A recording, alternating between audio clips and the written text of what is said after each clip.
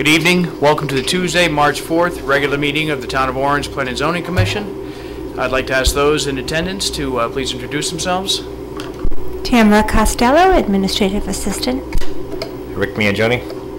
Ozzy Parenti. Judy Smith-Morgan. Paul Denise, Zoning Administrator and Enforcement Officer. I'm Commissioner Walter Clark. Commissioner Paul Kaplan will not be joining us this evening. On behalf of the Commission and the staff, I would like to extend our condolences to the families and friends of the two young men who were killed in a tragic automobile accident yesterday, and I'd like to ask for a brief moment of silence.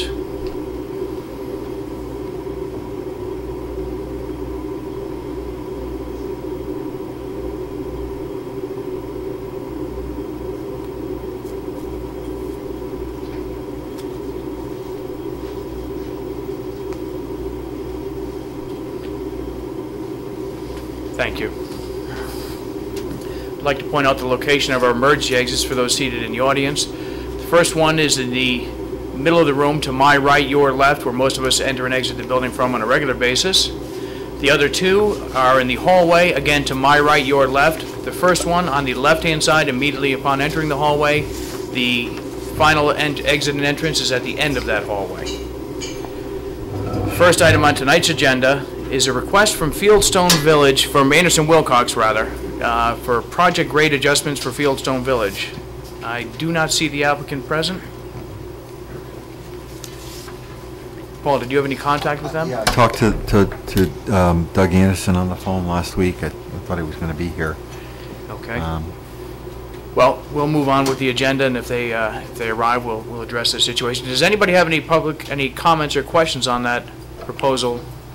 Or just in wetlands, they weren't there also. We just read the letter into the record. Okay. I mean, I think they just want to know if the commission's for it before they draw the plans. Before they draw the plans.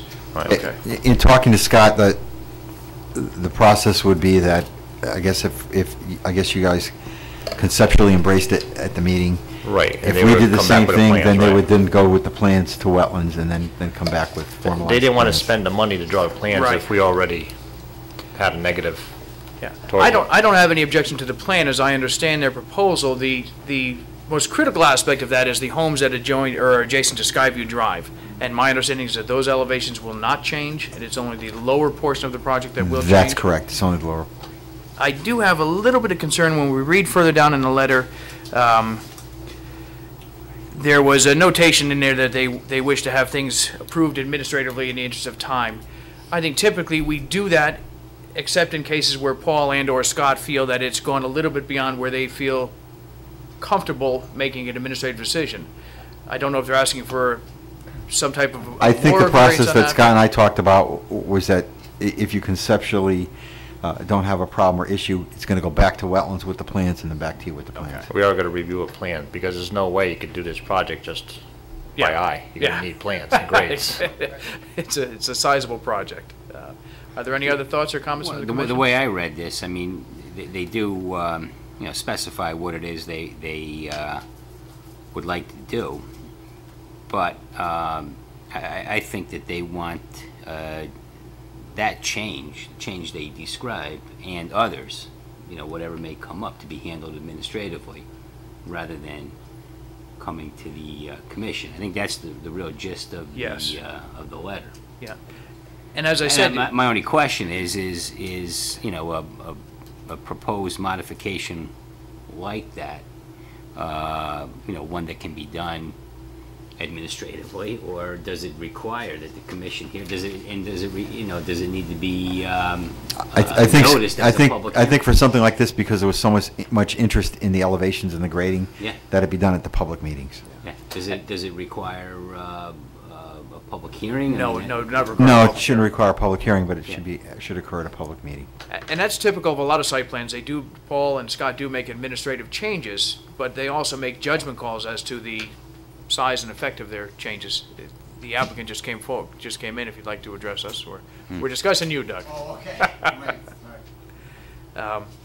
So I have no problem with that, and leaving it to Paul and Scott's judgment as to what should be done administratively, and if something comes up that they feel the commission should review, then go forward with that. I wouldn't want to give them carte blanche to leave it in Paul's or Scott's hands. Not that they're not capable, but it goes beyond the scope of their responsibility. Well, it's, yeah, something. Says in the letter, should anything be deemed a substantial or material change, you would of course bring it back to the commission for review and acceptance. So I'm assuming that it's up to Scott and Paul to determine if it's. Doug, you may material. want to just put your drawing up.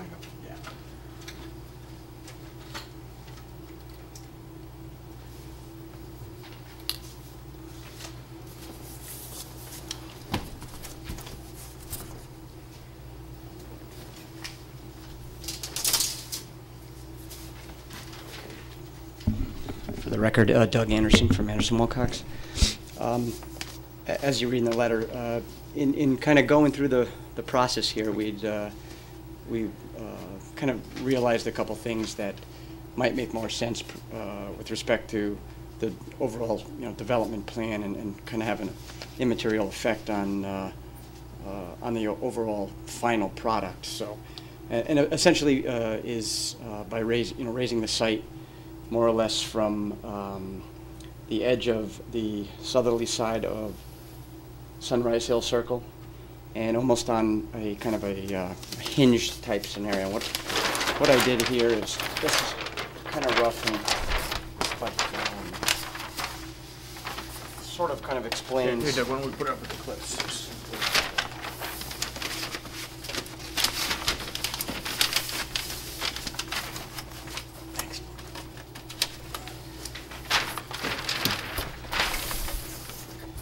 What we've done, we've kind of highlighted here in the yellow as our existing road grade contours, and they basically start at elevation 246, get down to about 240, and then come all the way back up to 270. So a little bit of grade elevation, generally sloping this way, if you will.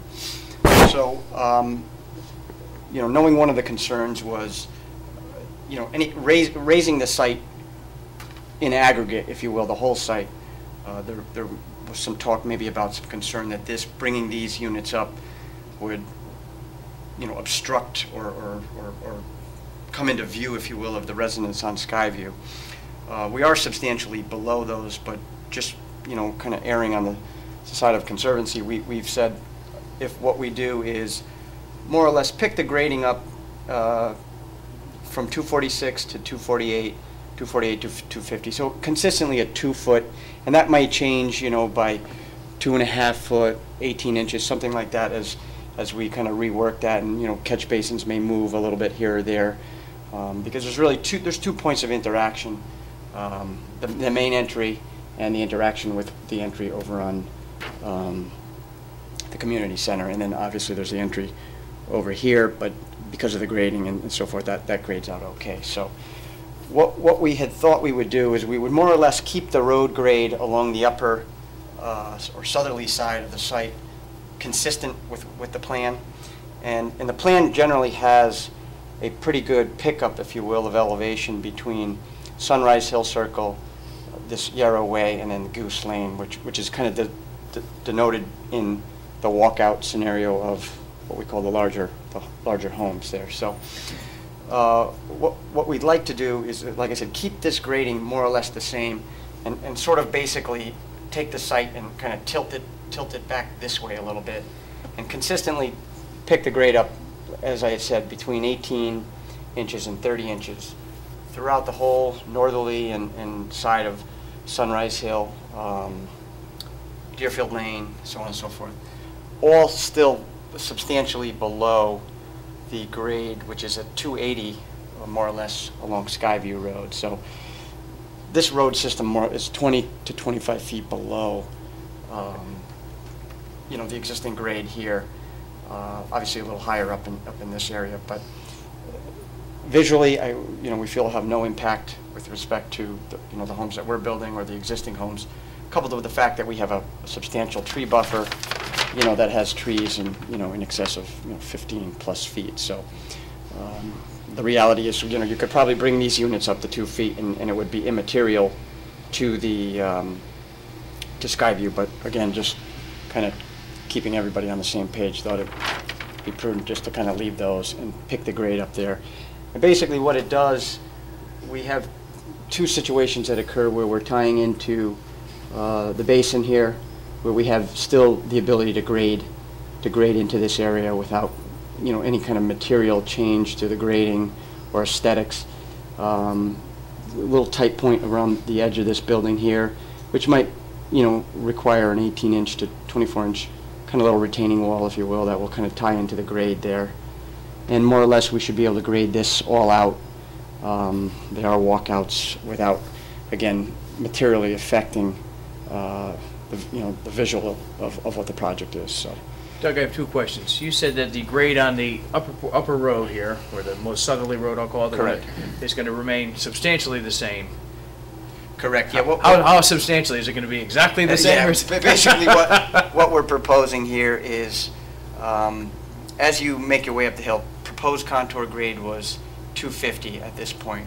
What we're saying is we'd like to bring this up to 252, and then the only change really in grade on the southerly side of here was where this was called at 252 before, and again, this is mostly on Grassy Hill Road. Okay. We need to get to 254, so instead of 252, this might be 253. Okay. Okay, so that first duplex adjacent to Grassy Hill might be 253, and then we will get back exactly right on track with where we are here, 254, 56, 58, 60, 62, and then here this kind of dove back down to 260, where we're saying, well, we'll change that to 261. So instead of a dive, you'll make that a gradual. More of a gradual slope, and the same thing here, 260.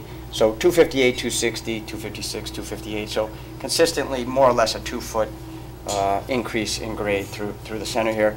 Coming around all around the back side of Skyview, you know, 260, 262, 64, 66, 68, all consistent, 270, the high point of the site, which is where you start to get back to where the other homes that we have are up here.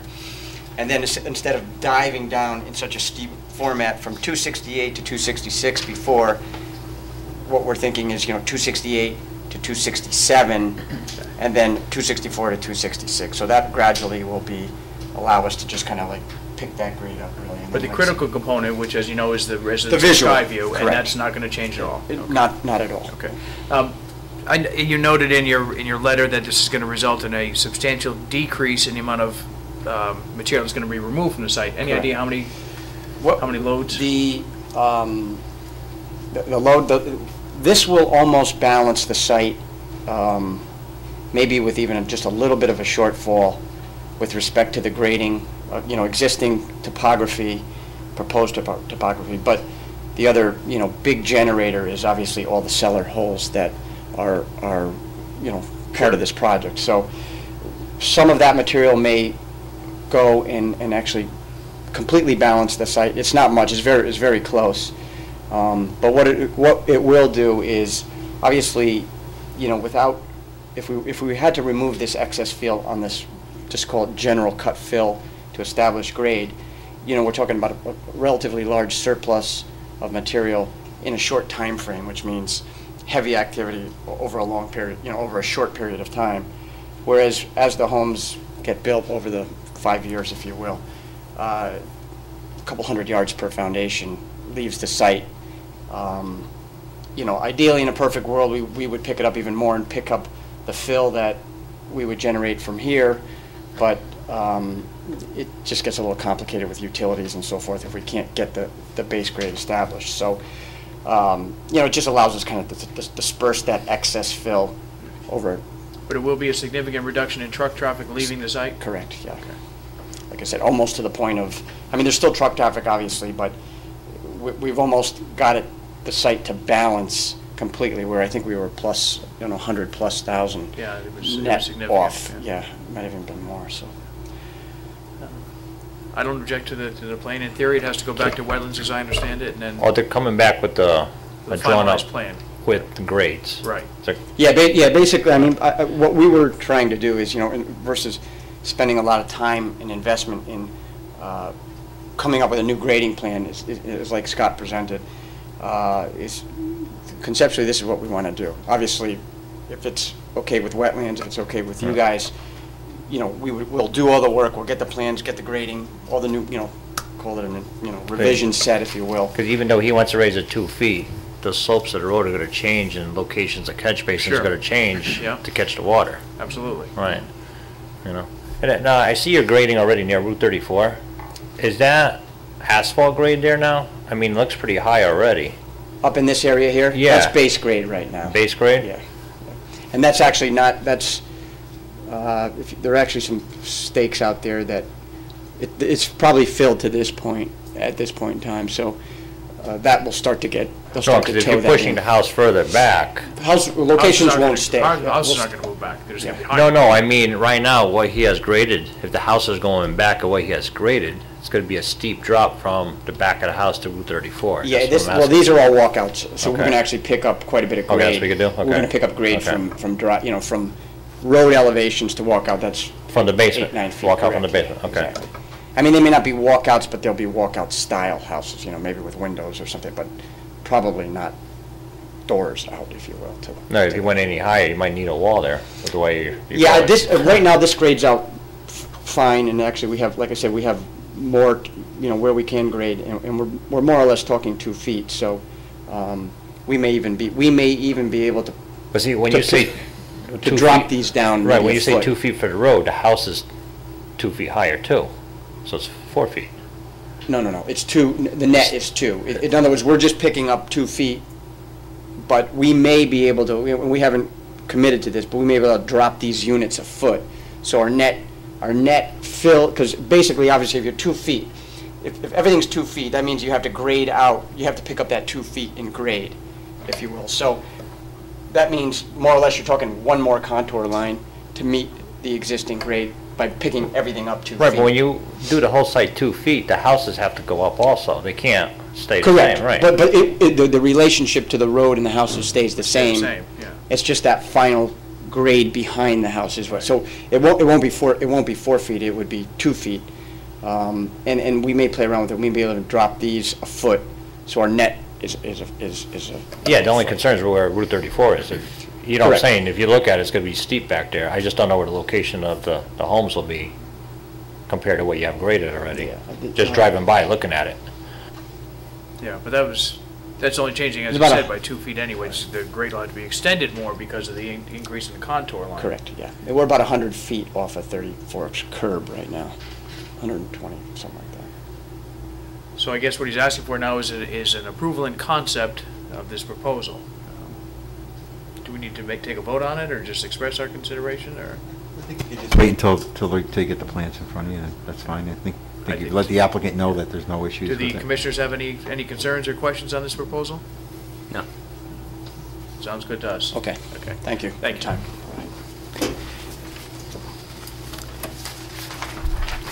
The next item on tonight's agenda is a review and discussion of proposed sign regulations.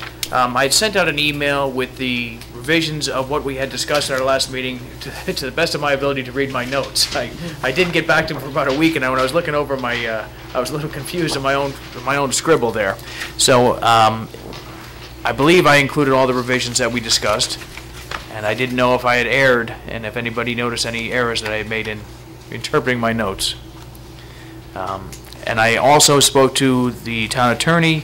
He had done a preliminary review of our sign regulations, not just the proposal, but in general. And he wanted to have a little bit more time to review them a little bit more thoroughly. So as far as the discussion goes this evening, I just wanted to see if there was anything that I missed from our discussion at our previous meeting. If I didn't include it or included it improperly. The temporary signs, just, I remember talking about it last time about, like the Halloween sales or whatever going out of business. They throw 300 signs down the, Yeah. is that allowed? Under the proposal, that type of temporary signage, well, first of all, under the proposal, that square footage that you're describing, that 300, I know you're exaggerating, but Right. I understand the point. That would not be allowed, and any type of temporary sign would come before us as a special exception or special use. So they'd have to come before us and describe what they're going to do. Okay. So we'd have a chance to review it and say, no, that's excessive, or it doesn't meet our, regulation. No, 'cause And that's under the right, proposal. temporary signs for me would be like grand opening, a construction company. Right, well, the construction ones, we also dealt with there's a separate subsection, if you will, for Right. construction signs. And they also included the temporary signs for a grand opening, even for a sale, but, those are also just proposals. What we come up with at the end of the public hearing on this issue, may not reflect what we have in front of us at this point, or may not very closely reflect what we have in front of us. But we had discussed certain things and moving around certain designations and some wording, and I believe I incorporated all of those suggestions and comments into the summary that I had, and I just wanted to confirm that I did it correctly.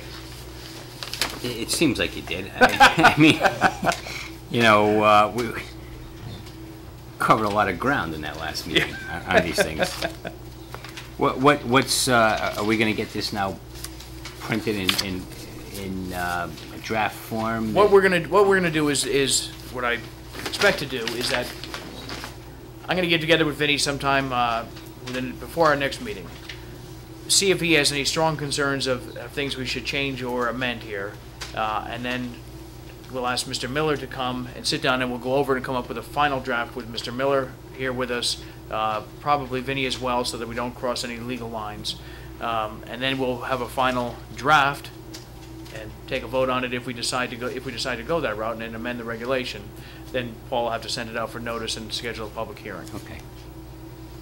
So that's where we stand I would just now. mention, when we do get to the public hearing point, that we make sure we let the Orange Chamber of Commerce and businesses know when we're Yes. holding where and when our public hearings are, Absolutely, yeah. That's a so good that we can get their suggestion. input. Absolutely, yeah. Okay, so, So you plan to submit it in this form to Vinny and to... I did submit it in that form to Vinny and Brian. Brian, okay. And Vinny did review, but he said in going over these sign regulations, there's so many different instances of case law to deal with, so many different aspects of it. There's a long history of case law in Connecticut, and that has to do with the constitutionality of sign regulations. And we kind of had to, at a moment's notice, change our sign regulations when Granite Outdoor Billboard Company took the town of Orange to court. And it was my recollection and understanding that if one portion of the sign regulations was deemed to be unconstitutional, the rest of the sign regulations are also deemed to be invalid, whether or not we have a clause there that prohibits Well, that. Vinny seemed to think that the severability clause would cover us there. Okay. And he was going to draft a severability clause to be included in his proposal as well. There were a number of concerns along the constitutional, that had to do with constitutional issues. Real estate signs was one of them, Yes. where there was a lot of case law, and Vinny's still looking into it, but in terms of what we can and can't regulate, it's still kind of up in the air at the moment. And there were some very interesting cases that he talked to me about in my office, but Yeah.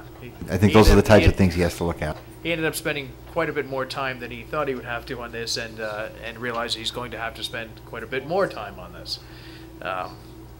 It's just the nature of the beast, and it's a tough area. And even from a few conversations I've had with Brian Miller, he says the same. It's one of those things where you have gray areas, and you have either that or you end up with a regulation that's as thick as our entire book of regulations. It's just a tough thing to deal with, to try to get all your bases covered as reasonably as you can. And even when you do that, there's still going to be areas where if somebody wanted to, they probably could challenge your regulation. So it's a difficult task, but we're making progress. So, any other questions or comments on the signs? There being none, we'll move on to a review of the minutes from the February 19th meeting. I have just one amendment. I'm listed as being in attendance, and I was not here. So, yeah, I was here in spirit, though. That doesn't count. You can't vote. I had a couple things, Tammy. On page 1, on the third paragraph, under the request for modification of site plan approval, it says Chairman Clark commented according to the plans, a significant portion of the building, and it goes on a brief discussion ensued concerning the shingles. That should be specified, the roof shingles, because that was what we were talking about there. just prior to that, in that first sentence too, dumpster, there should be a period. First paragraph, last sentence, a brief discussion ensued. And on page 2, under old business, it says the status of the Marsh Hill Road zoning study was discussed. Mr. Denise noted that Chairman Clark and planning consultant Brian Miller are reviewing contract details. Brian and I weren't reviewing contract details. We had spoken about, he was wondering how the process was going and what was going on with the contract, where it lied. But we weren't discussing the details of the contract. We leave that to Vinnie. So I don't know if we would just want to just strike it as fine. And Brian and I had just talked about the status of it. He had questioned where it was as far as going through the town and when we could expect it to move forward. And those are the only comments that I have.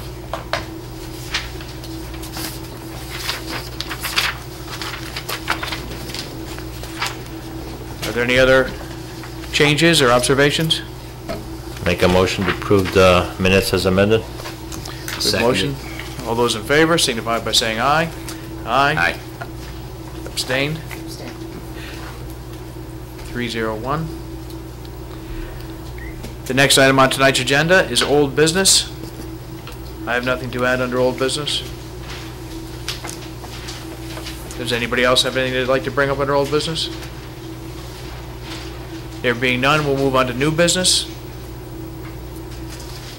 The only thing I had under new business is Paul included this act from the state. Excuse me. Now, did you interpret this the entire? No, I was trying to recall today where I got that. Okay. It might have been from Brian. It might have been from Brian Miller. Okay. I'm not quite sure, but I was trying to find where I found that today. I will call Brian and review this with Brian and report what we find out to the commission at our next meeting then. The next item on tonight's agenda is a report from the zoning enforcement officer. I think you got a number of abatement orders. We did a lot of residential enforcement. Also did quite a bit of sign enforcement. I think I gave you a list of some of the items I addressed last week. I was out yesterday and today, and I have another list that I also addressed, but I didn't have time to document that yet. It'll be done tomorrow, and I'll email that out to you. About in the past 4 business days, we've confiscated a number of signs. We've issued some orders. I had quite a few meetings with merchants. Part of the reason why I didn't have the second part of the written update for you is because I spent most of the day with applicants for sign permits or to explain where we were in the process of updating our regulations. But you do have a listing of some of the activities, and if there's an illegal sign that's out there now, it's got to be one that has been put up within the past 24 hours, or if an illegal sign does tend to go up, I'll get 4 to 5 calls from other merchants saying this sign is up. So. One thing, too, just to mention, I'm sure several of you probably saw the article in the New Haven Register concerning the sign regulations in Milford and the ruling by the state that the ZEO did not have the authority to issue fines.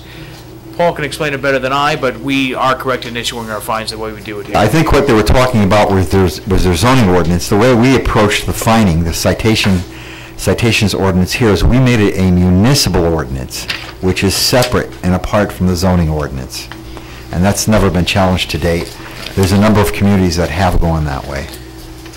So what the article was saying, or the statute they said, was that the zoning under 8.2 does not give us the authority to establish fines, but a municipality does have the authority to establish fines, and that's how we approach it here in the town of Orange. And apparently the Milford regulation was coming at it from a different tack, and therein was the problem.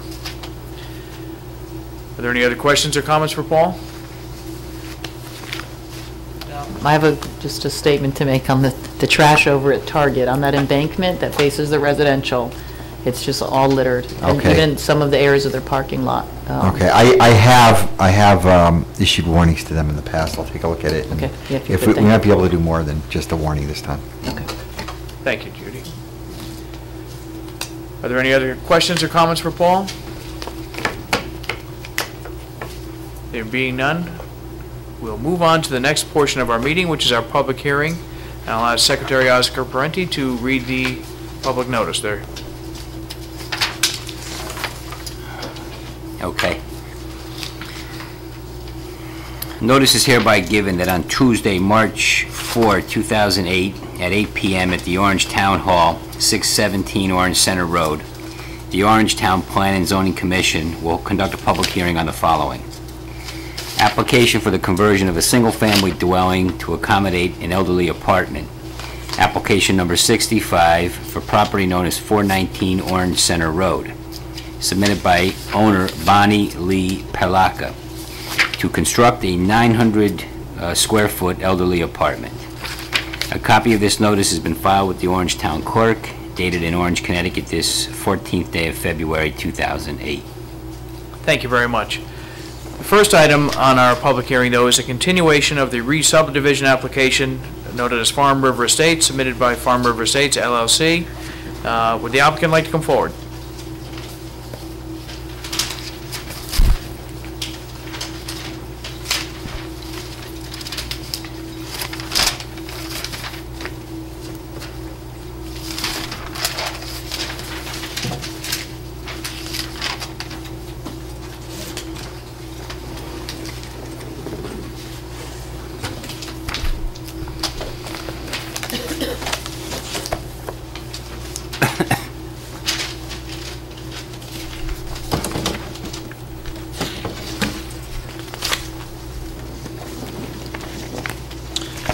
Good evening, Mr. Chairman, members of the Commission. My name is Robert Weway. I'm a professional engineer and principal with the firm of Codas Bodian Associates, with offices located at 504 Boston Post Road in Orange, Connecticut. What I'd like to do is just bring the Commission up to date. At the last hearing, there were a number of revisions that were presented to the Commission for consideration with regards to the lot configurations and inclusion of the open space. At the conclusion of that meeting, it was the request of this Commission that we resubmit the plans or run the plans by the Inland Wetlands Commission, and also to explore and investigate the inclusion of some parking spaces, which were also the request of the Conservation Commission, for providing access to the open space. And we've basically accomplished all the items that the Commission put to our task.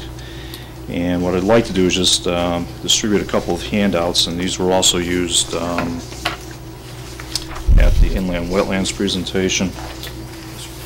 Thank you.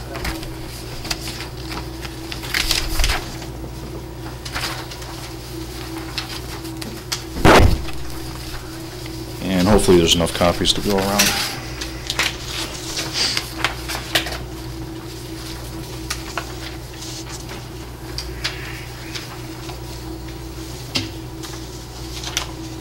Okay, basically what I'd like to do is just go over the two handouts that I gave out to the Commission tonight. The first one is the plan view, which shows primarily the location of the 4 proposed parking spaces that we have included on the plan. We've also got on a large-scale plan that just basically shows the area with respect to the entire project, and the handout is just a blow-up of that area. What we were able to do is basically provide 4 parallel parking spaces that'll occupy an area approximately 8 feet wide by 80 foot in length. We did sit down with the Wetlands Enforcement Officer, Mr. Scott Allen, to go over the configuration of that and how it would be implemented with respect to the inland wetlands. And primarily the outcome of that meeting, we came up with a design for those parking spaces, and what we're going to be doing is basically pitching the parking spaces back towards the existing curb line and eliminate the curb in that area. So basically that gutter line flow will still be maintained. And what that allows us to do is not have any change of the grading at the street line, and therefore it allowed us not to have any further encroachment or impact on the inland wetlands in that area. Now on the second part of the handout, that basically depicts the cross-section that we're describing in that area. So what you can see is that for that 8-foot width, we've basically maintained a 3/8 of an inch per foot standard cross slope, but instead of carrying it down, which would have required more excavation at the street line, we pitched it back up, and when you take into account the 6-inch curb and the snow shelf, there's virtually no change in the grade in this scenario, right along that street line area. So with that, these plans were presented to the Inland Wetlands Commission for their consideration and review, and it was determined from that commission that the proposed changes to the plans did not represent a significant deviation from the approval. And I believe that this commission should have in their file a letter dated March 4th from the commission. If not, I could certainly put this one into the record. We do have that, correct, Paul? Yeah. Okay. All right, and then the second item that this commission had asked us to do was basically to run the plans, the revised plans, back before your town sanitarian, so that he could have an opportunity to review them and put forth any comments. And again, we did have a meeting with him to go over the proposed changes in the plans, and he basically concurred with our findings that with the revised lot layout, there would be no impact to the original septic design that was previously submitted to him. And with that, I believe he issued a memorandum to this commission dated March 3rd. I've got a copy of that if one is not already part of the record. We do have it in the record. Okay. So with those items, I believe that takes care of any of the outstanding issues that this commission may have put forth, and hopefully we'll be in a position to have the hearing closed and hopefully have the commission render a favorable decision with respect to the project. Are there any other questions for Mr. Weiwei? Are there any questions from the public for Mr. Weiwei? The only concern that I have with the layout is the highly irregular lot lines. Okay. If we were to eliminate those jogs, these two upper ones in particular, would those lots still conform based on the square footage required and the percentages that's allowed to be wet or steep and so on? Well, with regards to the area, no. Lot 7, I think if you take a look at the revised subdivision plan, I think we're right on the mark for having the square footage. So that area that's within that stub area, I think, was counted on in terms of coming up with the required lot area. That is lot number 7, and yeah, I think we're over by about 50 square feet total in square footage area. With respect to lot number 6, we've certainly got ample square footage of area. We're at 64,600 But if I recall, square feet. The square would be compromised. If you were to move that angle over, the square would be compromised on that one, correct? Because we were right on the line. No, on lot 6, I don't think we're that bad. What is fairly tight, though, is the percentage of upland area that's required. The minimum 54,000 square feet is required. With the lot 6 as it's presently configured, we're over by 400 square feet in terms of area. So if you were to start taking and shifting the areas around and the lines, we probably wouldn't be able to meet the square footage requirements on that. And again, the whole, in part by rearranging the open space and then starting to do these access ways, it did have a trickle effect, because as soon as you made one change on one thing, it's got a roller coaster effect on everything else. Because as soon as we did this, then we started to come into frontage issues with regards to the lot frontage on lot 7, and that kind of rolled over into what was happening on lot 8, again with regards to the area and the square requirements. Again, it's a little unique in the sense that we do have the handlebars out and through here too, but I think each application, I think this commission needs to look at each application on its own merits. And again, I think with what you're looking at here, we're showing the strips, but they do have a purpose and they do have an intent. For lot number 6 and 7, these handlebars, if you would, are basically giving these two houses access back to the open space, which they would not otherwise have. And you know, this was all presented in concert to the Conservation Commission also, in terms of the configurations. And again, I think I've got one other drawing, which I think was part of the previous submission. You know, lot lines are nice to look at on paper, and this is basically the plan that we had back at the commission for the last hearing. And again, the red on here just depicts the areas that we're going to be dedicated as open space to the town of Orange. Now, if we take a closer look at how the houses are on here with respect to the development, you can see that there's, quite a bit of open area. Now, again, the reality is, if you take a look at the same plan, this is the exact same plan with the open spaces area on it, but we don't have the lot lines on it. So again, the reality of the plan is that the houses are going to be built where they're shown. You're maintaining the separating distances between the dwellings, and leave it for not, nobody's going to know that you have that handlebar access there for the most part. And anyway, because you're really not going to have any buildings or structures that are going to take place within those areas.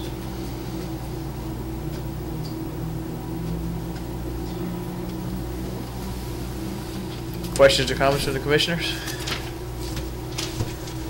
Just be a, Just tell us, just because I can't. Ma'am, you have to step up to the podium. Yeah, and you're welcome to do so. I couldn't see what street is Miss, you what. have to get to the podium. Sorry. Yeah, just your Okay. name and address. Roz Sperling, 660 St. John's, and I just wanted to know what, I couldn't see from back there, what street is where we're talking, so now I can, Mr. Weiwei can demonstrate that. thank you. I'm not sure what the question was. Just wanted to know Okay. where the street location, she wanted to give it in relationship to her house, I'm assuming, or her street? Yeah, that's what I was trying to. Okay, yeah, I don't know if we have the subdivision. Well, this is the existing cul-de-sac on St. John's. So it would extend the cul-de-sac from St. John's up to here, and this road would be new. Yeah, I mean, the cover sheet has a little bit better locus map, which shows St. John's Drive coming down here.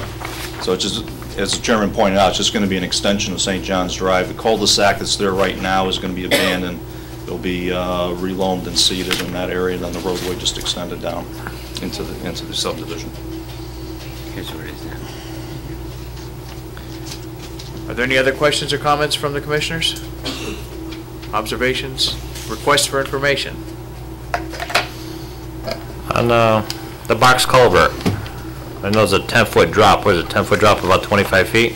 There's no, it's just a 6-inch curb on the street. There's no guardrail there, right? No, there's There is gonna be a guardrail guardrail? all the way on both sides of the road. You can see it's depicted on your grading plan. Yeah, is those So the it's- dots? Yeah, basically what we do is we set the guide rail up, typically once we have more than a 4-foot drop off the back edge of the street line. Okay. If we don't grade that off at a 4-to-1 slope, then we'll typically incorporate a guide rail. And the details for that are included on, within your set of drawings. There's metal backing to that, or you're just gonna use the wood? I believe we've got the timber guide rails on there. And I'm not sure what the standoffs are. They're typically the DOT standard. I'm not sure if they're using the... Well, DOT has a metal Replacement. plate in back of the wood. It depends. They've got a couple of different configurations. Okay.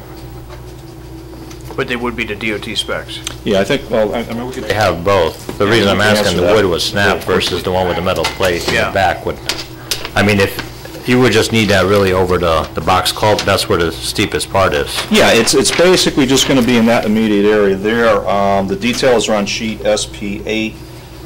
We've got their 12 by 12 post, and let's see now. These do not appear to have the metal plates on them. They're basically just notches on there with the bolts. I mean, if that's something the commission feels that they need, I mean, we could certainly incorporate that. The plans, you know, we did sit down and go over the plans with Ed Lieberman, and, you know, he didn't seem to have too many concerns with it.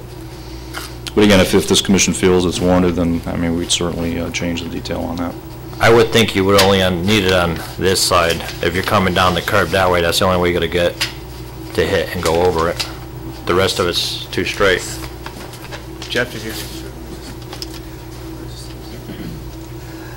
We usually put on, Jeff Gordon, we usually put on both sides because of ice, sand in the road, anything of that nature.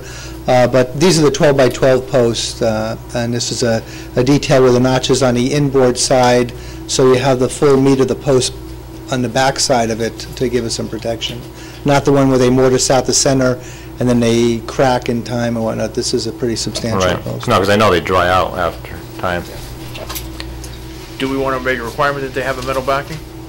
Well, that's what you guys think. I mean, Well, I agree with you saying, if you have a culvert there that's gonna result in a substantial drop, it would, well, I'm talking about where the culvert does, yes, the other part, if you hit, you're just gonna end up going yeah, lawn. right. Right. But in the culvert, and obviously a certain distance on both sides of the culvert, you would need this. That's what I would think. Yeah. How far on each side of the culvert would you recommend, 20 feet? Yeah, what's the culvert, 10 feet? Or- Yeah, I mean, at the culvert location, we've got approximately 10-foot drop. No, the actual culvert's 10 foot in width? I forget. We got, I believe it was an 8-foot, 8 foot wide. The outside diameter on that would be closer to 9.5 or 10 feet. So 28 feet, 10 feet on either side of the Why culvert? don't we just do it 30 feet? Or 30 feet? Yeah, that's fine. How far are the spaces between the posts? I believe they're 8 foot on center.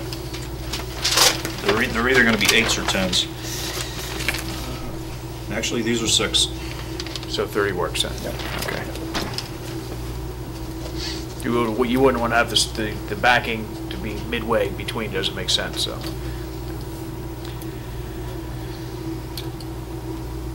Are there any other requests for information? I think what I'd like to do here is, if the commission agrees, is close the public hearing and wait and debate it with, when Commissioner Kaplan can join us. And we can also move on with the public hearing for the proposed elderly affordable housing, the elderly apartment as well. And that way Bill doesn't have to wait around all night. If the commission agrees with that approach? Well, you said Paul's expected, or? No, Paul's not coming this Okay. evening. Close the public But hearing. if we don't need any further information, we can close the public hearing and then deliberate at our next meeting. That's what the commission agrees with that approach. Make a motion to close the public hearing on the re-subdivision application for From River Estates. Second. All those in favor signify by saying aye. Aye. Motion to pass to close the public hearing passes 4-0. Thank you Okay, very much. thank you.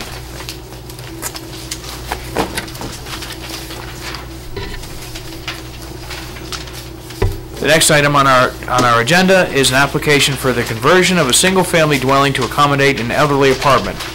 Would the applicant like to come forward, please?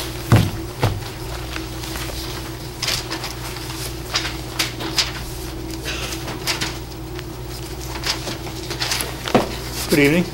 Good evening. How are you? Good, and yourself? I'm doing great. My name's Eric Lindgren. I'm the contractor of record for this single dwelling representing Bonnie Palacha, the owner of the house. Can you give us a brief description of the project? Certainly. Right now, the house, well, what my aunt wants to do is put an elderly housing unit for her attached to the dwelling of 900 square feet and put the parking below that. So, and that's basically it. Her son will occupy the other half, or the original house. She'll occupy the new portion of it. We're trying to keep it in style of sort of a country barn look, you know, attached to the house. And that's, does that satisfy the? Yeah, I just have, now the purpose of these little notches here, both here and also here, these little nooks, is that to keep it under the 900 square feet? That's to keep it under, but also a visual break so we don't get a continuous long line. I couldn't come any closer to the street because we're right at the 50-foot mark. Yes. I would have liked to have done that, however, I couldn't do it, so somehow visually I had to break that straight line, is what I felt. And access to the new portion, if you will, is from the basement and also the sliders, correct? Is there any Correct. additional, I didn't see any other doors. There are no other doors. Okay.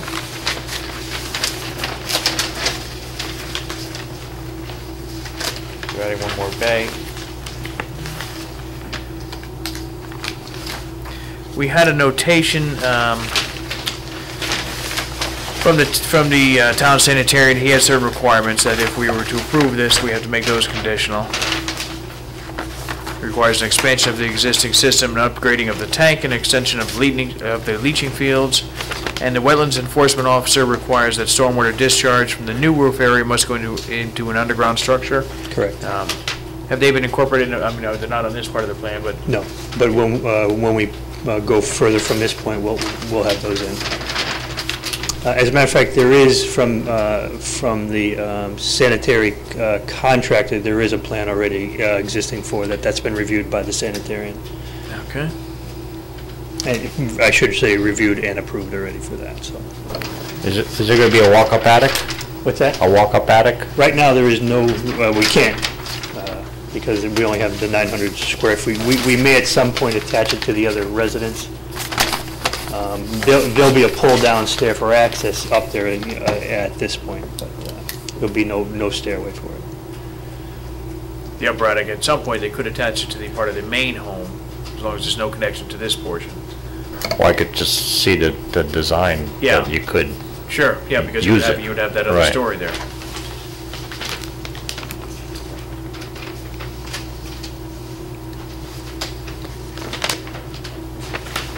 I really see no issues. It meets all the criteria for the conversion of the single-family home to accommodate an elderly apartment.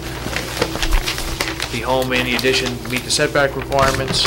We've got the conditions in there that are proposed by the town sanitarian and by the wetlands enforcement officer that the applicant is aware of, and they would obviously be conditional, be included on any proposal that we would go forward with. It meets all their criteria. There's no additional front door, which is one of the concerns when we do these applications. It seems to fit the regulations perfectly. And I think aesthetically, it'll fit nicely with the existing house. Yeah. Thank you. Are there any questions or comments from the commission? Are there any questions or comments from the sole member of the public here? No. Do we require any further information from the applicant? There being none, I would ask that we, for a motion to close the public hearing. So moved. I'll second it. We have a motion, it's been seconded. Any further discussion? There being none, all those in favor of closing the public hearing signify by saying aye. Aye. Motion passes 4-0. As I just stated, I see no objection to this. It meets all the criteria that are outlined in our regulations. It meets all the setback requirements. Paul, do you have any comments or? No comments. There are two conditions that would have to be applied to any approval that the applicant is aware of.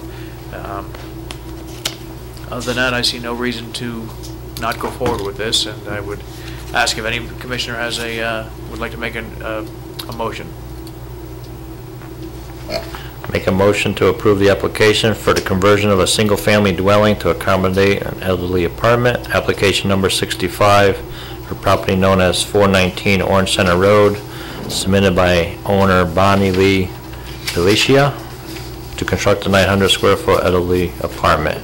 And also the conditions for the sanitarian and Scott Allen to be met. Yes. We have a motion. Anybody care to second it? Second. Any further discussion? There being none, all those in favor signify by saying aye. Aye. Motion passes 4-0. You're approved. Thank you very much. Appreciate you. that. Now, without Paul here, we might be here all night because we have nobody to make the motion to adjourn. But we'll see if somebody can fill his shoes. We have a motion. All those in favor of adjournment signify by saying aye. Aye. Meeting adjourned at 8:23.